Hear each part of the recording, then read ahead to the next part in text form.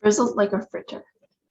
All the women, or rather the witches, were now sitting motionless in their chairs and staring as though hypnotized at somebody who had suddenly appeared on the platform.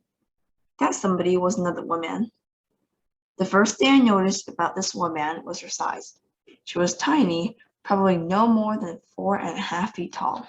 She looked quite young, I guess about 25 or 6, and she was very pretty.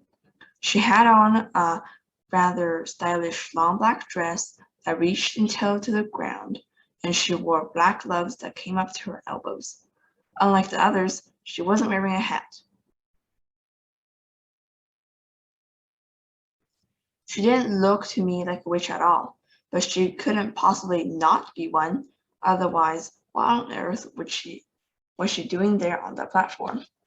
And why, for heaven's sake, were all the other witches gazing at her with such a mixture of adoration, awe, and fear? Very slowly, the young lady on the platform raised her hands to her face.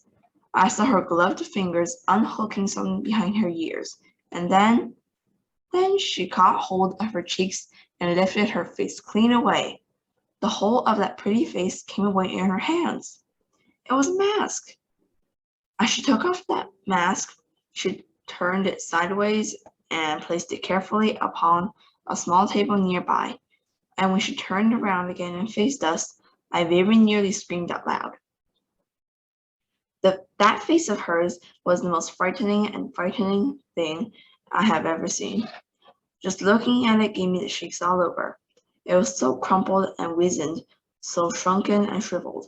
It looked as though it had been pickled in vinegar. It was a fearsome and ghastly sight. There was something terribly wrong with it, something foul and putrid and decayed. It looked quite literally to be rotting away at the edges. And in the middle of the face, around the mouth and cheeks, I could see the skin all canked and worm-eaten, as the maggots were working away in there. There were times when something is so frightful, you become mesmerized by it and can't look away. I was like that now. I was transfixed. I was numbed. I was magnetized by the sheer horror of this woman's features. But there was more to it than that. There was a look of serpent in those eyes of hers as they flashed around the audience. I knew immediately, of course, that this was none other than the Grand High Witch herself. I knew also why she had worn a mask. She could never have moved around in public, let alone book in a hotel with her real face. Everyone who saw her would have run away screaming. "The doors!" shouted the Grand High Witch in a voice that filled the room and bounced off the walls. "Are they chained and bolted?" "The doors are chained and bolted, your grandness," answered a voice in the audience. The brilliant snake's eyes that were set so deep in that dreadful rotting, worm-eating face glared unblinkingly at the witches who sat facing her. "You may remove your gloves," she shouted. Her voice, I noticed, had that same hard, metallic quality of the voice of the witch I had met under the concord tree, only it was far louder and much, much harder. It rasped, it grated, it snarled, it scraped, it shrieked, and it growled. Everybody in the room was peeling off her gloves. I was watching the hands of those in the back row. I wanted very much to see what their fingers looked like and whether my grandmother had been right. Ah, yes, I could see several of them now. I could see the brown claws curving over the tips of their fingers. They were about 2 inches long, those claws, and sharp at the ends. "You may remove your shoes," barked the Grand High Witch. I heard a sigh of relief going up from all the witches in the room as they kicked off their narrow, high-heeled shoes, and then I got a glimpse under the chairs of several pairs of stockinged feet, square and completely toeless. Revolting they were, as though the toes had been sliced away from the feet with a carving knife. "You may remove your wigs," snarled the Grand High Witch. She had a peculiar way of speaking. There was some sort of foreign accent there, something harsh and guttural, and she seemed to have trouble pronouncing the letter W. As well as that, she did something funny with the letter R. She would roll it round and round with her mouth, like a piece of hot pork crackling before spitting it out. Remove your wigs and get some fresh air into those body scalps, she shouted, and another sigh of relief rose from the audience as all the hands went up to the heads and all the wigs, with the hats still on them, were lifted away.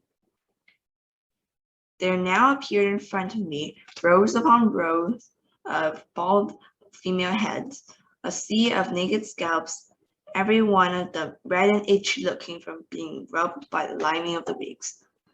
I simply cannot tell you how awful they were underneath.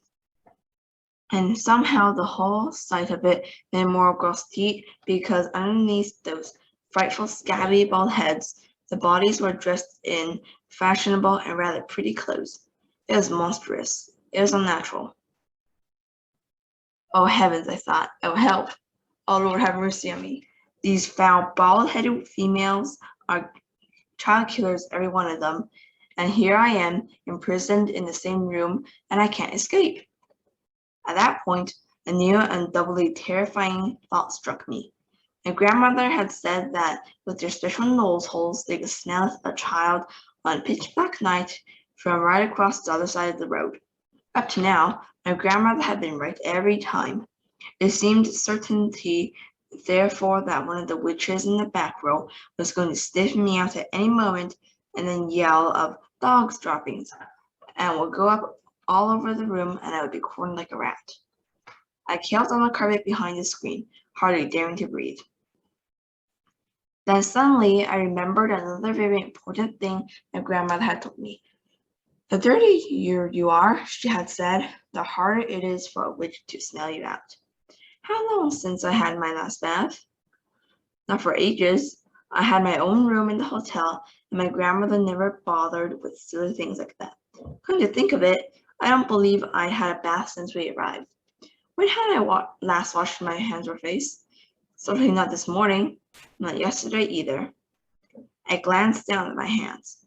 They were covered with smudge and mud, and goodness knows what else besides. So perhaps I had a chance after all.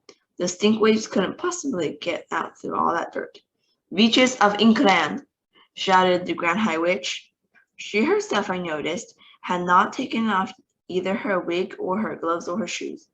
Witches of Inkland, she yelled. The audience stirred uneasily and sat up straighter in their chairs. Miserable witches, she yelled. Useless, lazy witches. Feeble, fribbing witches. You are a heap of idle, good-for-nothing worms. A shudder went through the audience. The Grand High Witch was clearly in an ugly mood, and they knew it. I had a feeling that something awful was going to happen soon. I'm having my breakfast this morning, cried the Grand High Witch, and I'm looking out of the window at the beach. And what am I seeing? I'm asking you, what am I seeing? I'm seeing a revolting sight. I'm seeing hundreds, I'm seeing thousands of rotten, repulsive little children play on the sand. It is putting me right off my food. Why have you not got rid of them? She screamed. Why have you not rubbed them all out, these filthy, smelly children? With each word she spoke, flecks of pale blue psyllium shot from her mouth like little bullets. I'm asking you why, she screamed. No one answered her question. Children smell, she screamed. They stink out the world. We do not want these children around here. The bald heads in the audience all nodded vigorously. One child a week is no good to me, the Grand High Witch cried out. Is that the best we can do? We will do better, murmured the audience. We will do much better. Better is no good either, shrieked the Grand High Witch. I need maximum results. So here are my orders. My orders are that every single child in this country shall be rubbed out, squashed, squeetered, and frittered before I come here again in 1 year's time. Do I make myself clear? A great gasp went from the audience. I saw the witches all looking at one another with deeply troubled expressions. And I heard one witch at the end of the front row saying out loud, "All of them? We can't possibly wipe out all of them." The Grand High Witch whipped around as though someone had stuck a skeeter into her bottom. "Who said that?" she snapped. "Who dares to argue with me? It was you, was it not?" She pointed a gloved finger as sharp as a needle at the witch who had spoken. "I didn't mean it, your grandness," the witch cried out. "I didn't mean to argue. I was just talking to myself." "You dare to argue with me!" screamed the Grand High Witch. "I was just talking to myself," cried the wretched witch. "I swear, your grandness." She began to shake with fear. The Grand High Witch took a quick step forward, and when she spoke again, it was in a voice that made my blood run cold. "A stupid witch who answers back must burn until her bones are black," she screamed. "No, no," begged the witch in the front row. The Grand High Witch went on. "A foolish witch without a brain must sizzle in the fiery flame." "Save me!" cried the wretched witch in the front row. The Grand High Witch took no notice of her. She spoke again. "An idiotic witch like you must roast upon the barbecue." "Forgive me, oh your great grandness," cried the miserable culprit. "I didn't mean it." But the Grand High Witch continued with her terrible retale.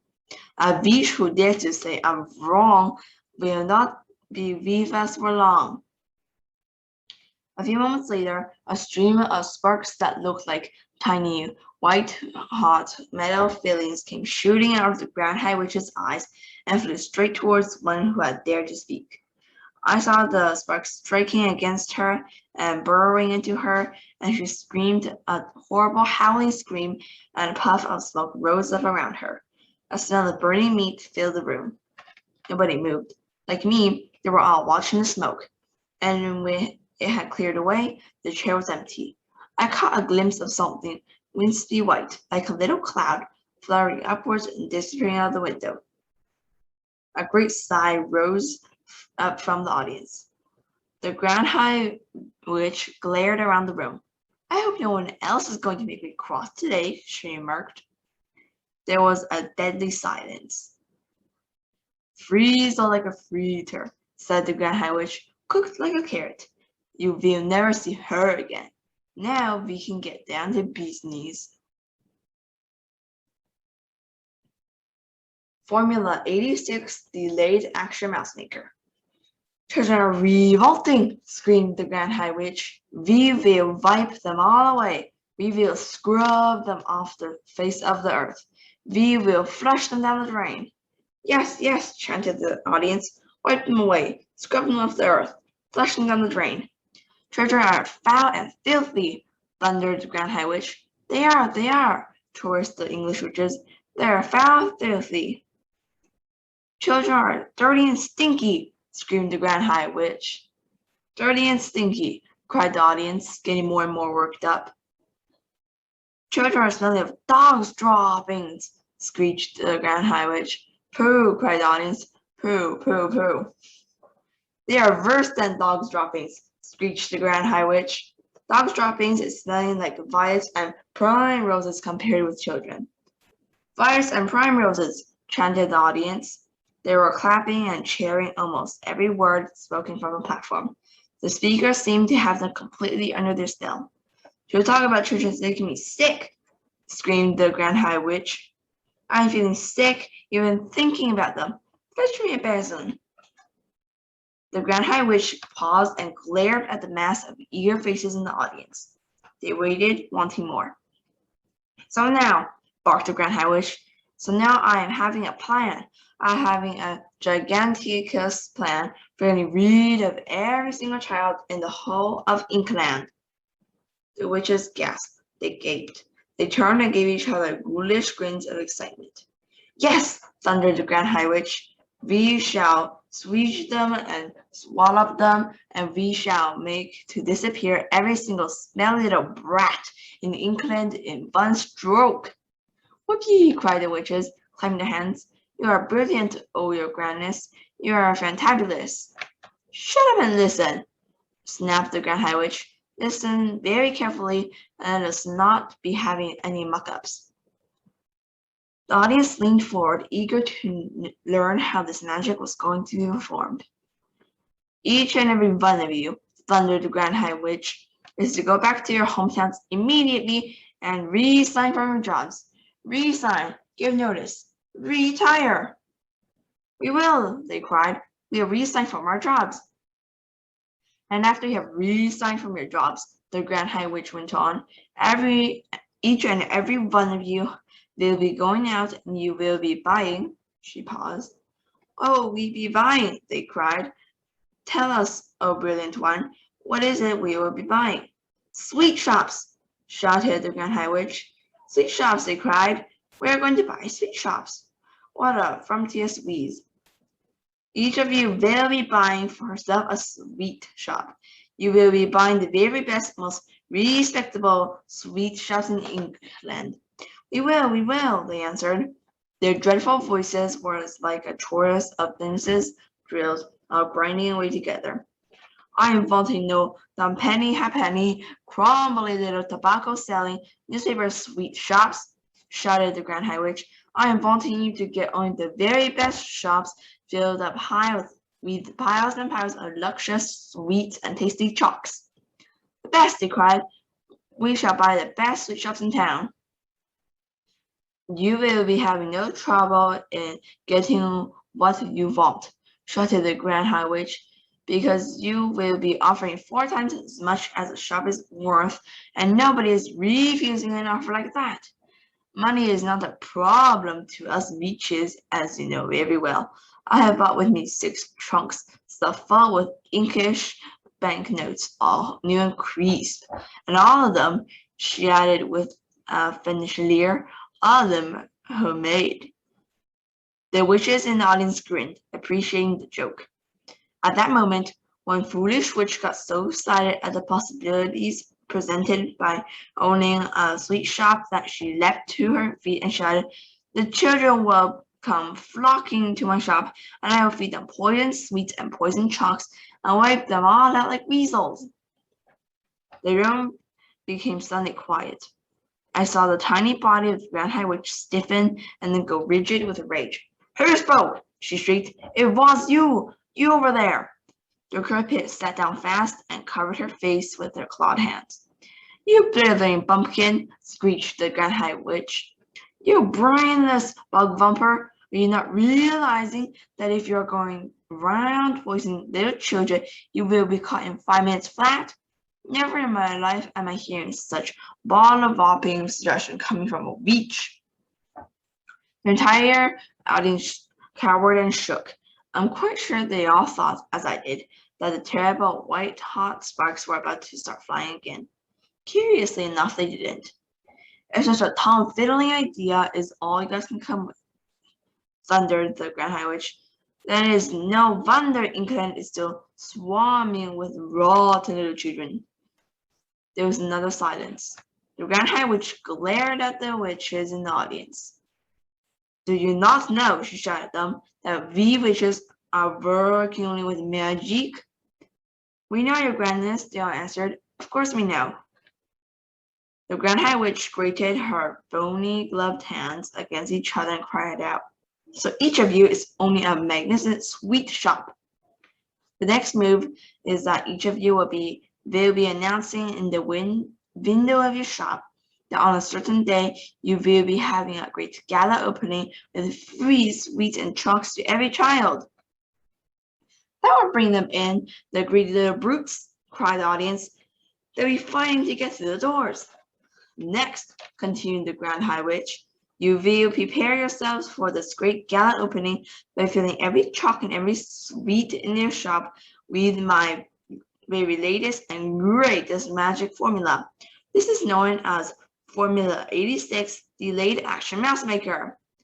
"Delayed Action Mouse Maker," they chanted. "She's done it again. Her grandness has concocted yet another of her wondrous magic child killers. How do we make it, oh brilliant one?" "Exercise patience," answered the Grand High Witch. "First, I'm explaining to you how my Formula 86 Delayed Action Mouse Maker is working. Listen carefully." "We are listening," cried the audience, who were now jumping up and down in their chairs with excitement. Delayed action mouse maker is a green liquid, explained the Grand High Witch, and one droplet in each chalk or sweet will be quite enough. So here's what happens. Child eats chalk which has in it delayed action mouse maker liquid. Child goes home feeling fine. Child goes to bed still feeling fine. Child wakes up in the morning still okay. Child goes to school still feeling fine. Formula, you understand, is delayed action and is not working yet. We understand, oh brainy one, cried the audience, but when does it start working? It is starting to work at exactly 9 o'clock. Meaning the child is arriving at school, shouted the Grand High Witch trumpetly. Child arrives at school. Delayed action mouse maker immediately starts to work. Child starts to shrink. Child is starting to grow fur. Child is starting to grow tail. All is happening in precisely 26 seconds. After 26 seconds, child is not a child any longer. It is a mouse. A mouse, cried the witches. What a frumptuous thought. Castles will all be swarming with mice, shouted the Grand High Witch. Chaos and pandemonium will be reigning in every school in England. Teachers will be hopping up and down. Bending teachers will be standing on their desks and holding up skirts and yelling, "Help, help, help!" They will, cried the audience. And what? Shouted the Grand High Witch. It's happening next in every school. Tell us, they cried. Tell us, oh brainy one. The Grand High Witch stretched her stringy neck forward and grinned at the audience, showing 2 rows of pointed teeth, slightly blue. She raised her voice louder than ever and shouted, "Mouse traps is coming out." "Mouse traps," cried the witches. "And cheese," shouted the Grand High Witch. Teachers is all rushing and running out and getting mouse traps and baiting them with cheese and putting them down all over school. Mice nibbling cheese. Mouse traps is going off. And all over school, mouse traps is going snappity snap, and mouse heads is rolling across the floor like marbles. All over England, in every school of England, noise of snapping mouse traps will be heard. At this point, the disgusting old Grand High Witch began to do a sort of witch's dance up and down the platform, stamping her feet and clapping her hands. The entire audience joined in the clapping and the foot stamping. They were making such a tremendous racket that I thought surely Mr. Stringer would hear it and come banging at the door. But he didn't. Then above all the noise, I heard the voice of the Grand High Witch screaming out some sort of an awful gloating song. "Down with children, do them in, boil their bones and fry their skin, beach them, squeeze them, bash them, mash them, break them, shake them, slash them, smash them, offer chocolates, magic powder, say eat up and then say it louder, cram them full of sticky eats, send them home still guzzling sweets. And in the morning, little fools go marching off to separate schools. A girl feels sick and goes all pale. She yells, 'Hey, look, I've grown a tail.' A boy standing next to her screams, 'Help, I think I'm growing fur.' Another shouts, 'We look like freaks. There's whiskers growing on our cheeks.' A boy who was extremely tall cries out, 'What's wrong? I'm growing small.' 4 tiny legs began to sprout from every one round about. And all at once, all in twice, there are no children, only mice. In every school is mice galore, all running round the schoolroom floor. All the poor demanded teachers is yelling, 'Hey, who are these creatures?' They stand upon their desks and shout, 'Get out, you filthy mice, get out. Will someone fetch some mouse traps, please? And don't forget to bring the cheese.' Now mouse traps come, and every trap goes snippity snip and snappity snap. The mouse traps have a powerful spring, and springs go crack and snap and ping. It's lovely noise for us to hear. It's music to a witch's ear. Dead mice is every place around, piled 2 feet deep upon the ground. With teachers searching left and right, but not a single child in sight. The teachers cry, 'What's going on? Oh, where have all the children gone? It's 9:30, and as a rule, they're never late, as this was school. Poor teachers don't know what to do. Some sit and read, and just a few amuse themselves throughout the day by sleeping all the mice away. And all the bitches shout hooray!